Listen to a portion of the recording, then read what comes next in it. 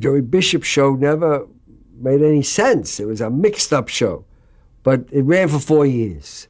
Inside the Rat Pack, loyalty was never an emotional promise.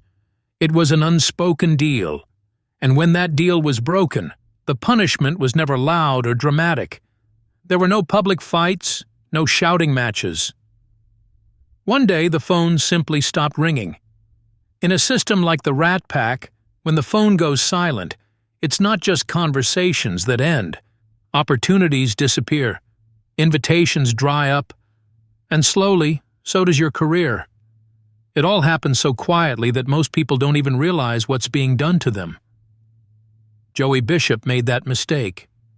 He thought loyalty meant friendship, believed that years of standing together would protect him. But by the time he realized that, in the Rat Pack, loyalty only meant access. The access was already gone. Joey Bishop's early life was simple and far from glamorous. There were no shortcuts and no guarantees. He was born on February 3, 1918, in New York City, into a working-class family. Entertainment was not an easy path for him, and success was never promised. As a kid, Joey had a natural gift for making people laugh.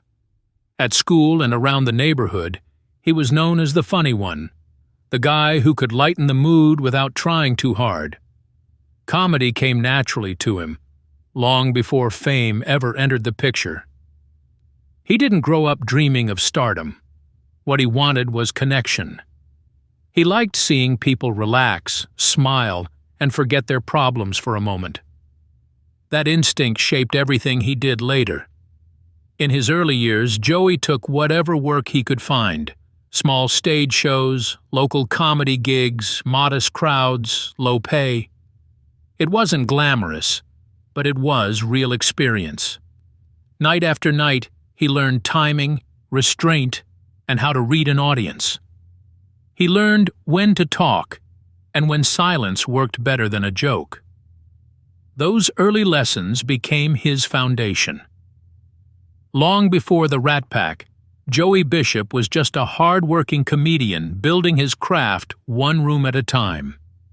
And that quiet grind is what eventually carried him into one of the most powerful circles in entertainment, where loyalty, ego, and power would change everything.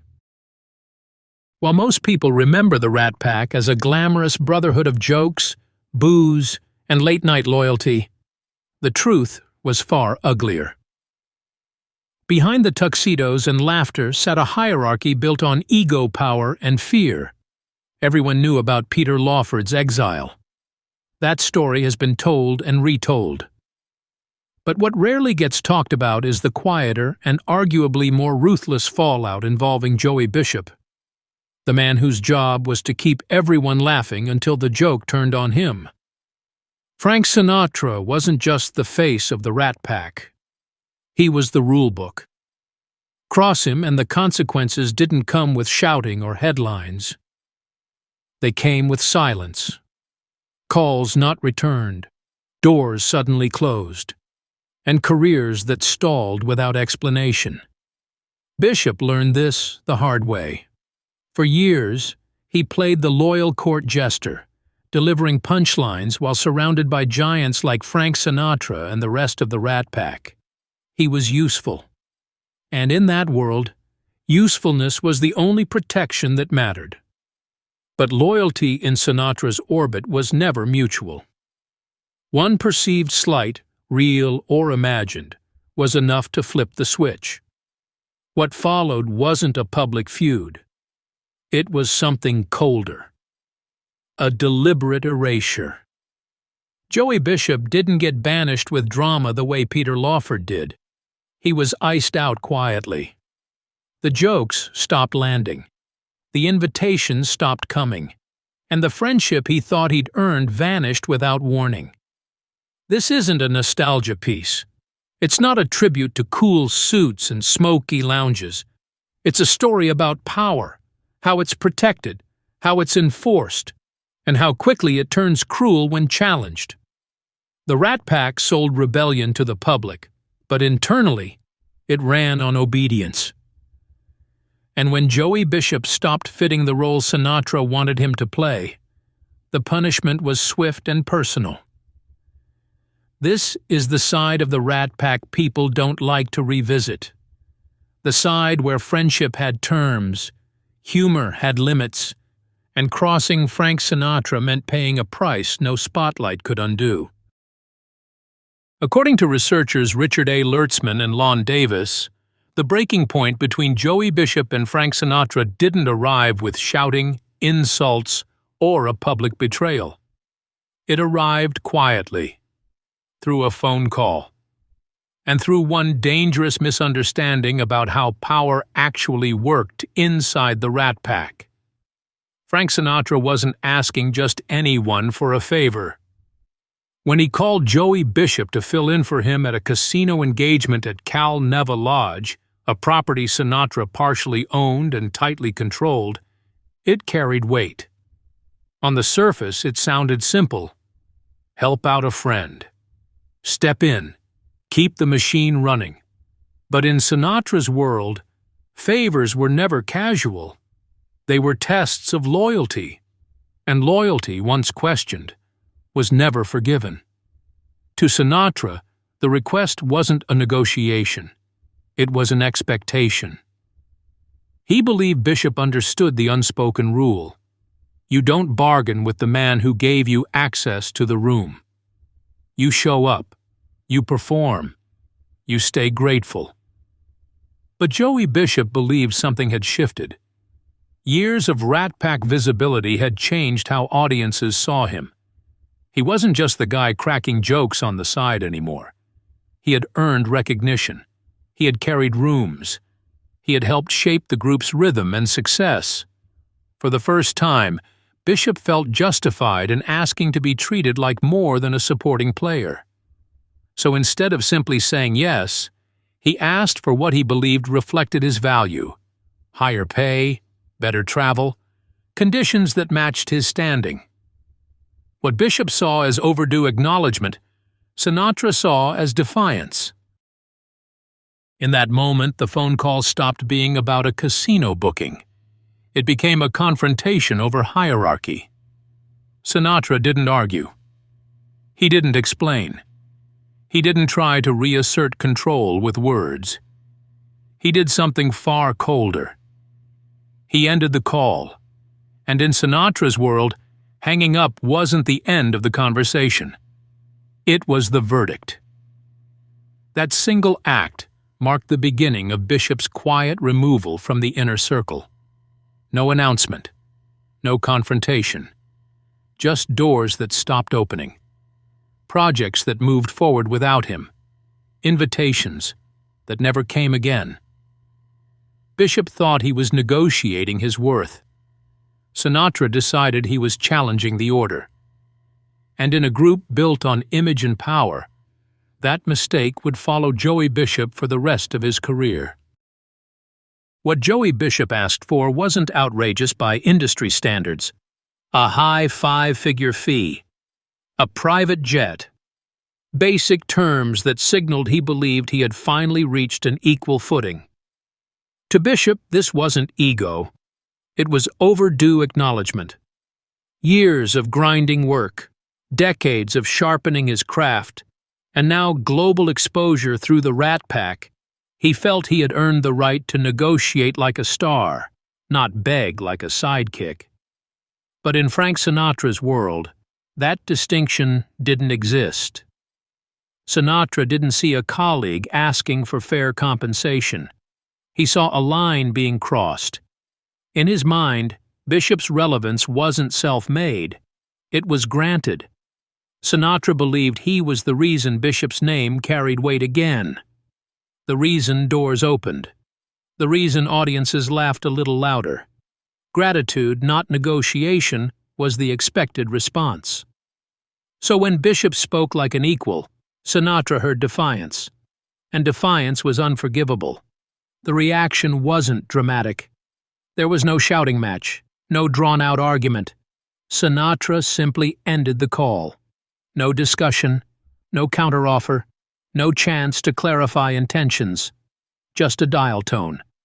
And in Sinatra's orbit, silence was never neutral. Silence was a strategy. Within that circle, being ignored was worse than being confronted. Silence meant you were no longer worth the effort. What followed was swift and surgical. Joey Bishop wasn't publicly fired or denounced.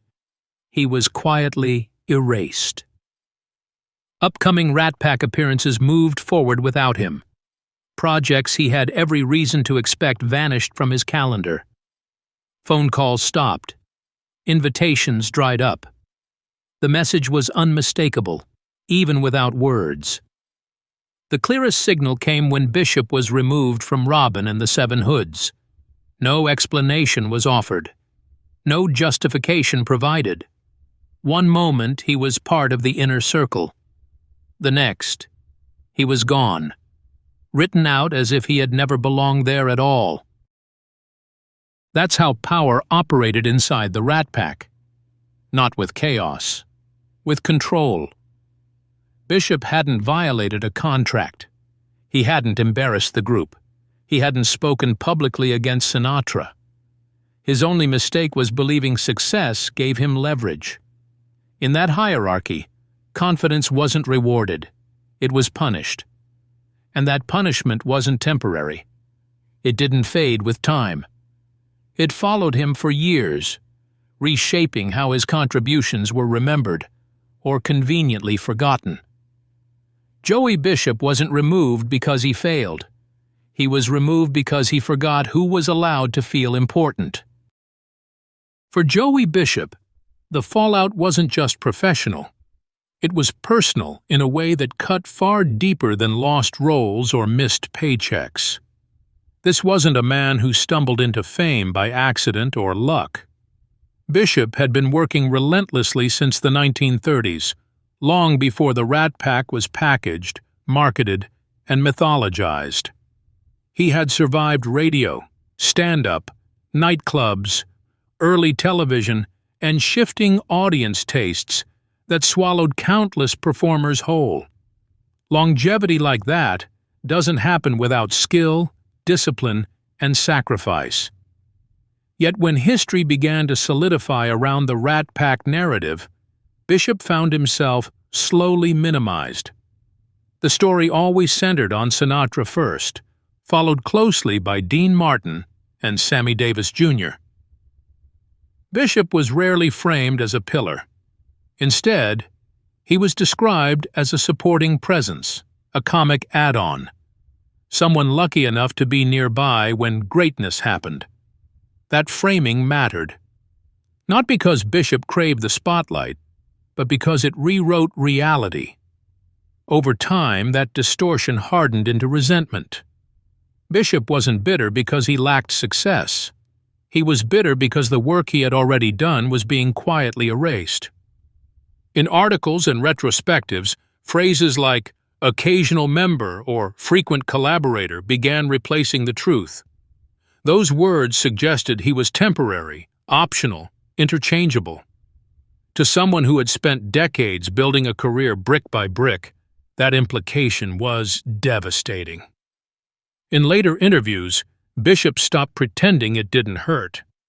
He openly admitted that reading those descriptions stung, not because they insulted him, but because they denied his agency.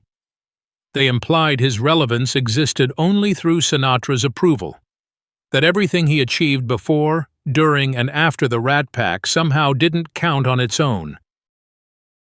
This is where the story stops being about ego and starts being about legacy. Bishop didn't want to be crowned king. He wanted acknowledgement that he belonged in the room because he earned it, not because he was tolerated. The tragedy is that once the narrative calcified, there was no way to correct it. Sinatra's shadow was too large, the mythology too profitable. And so Joey Bishop became something far worse than forgotten.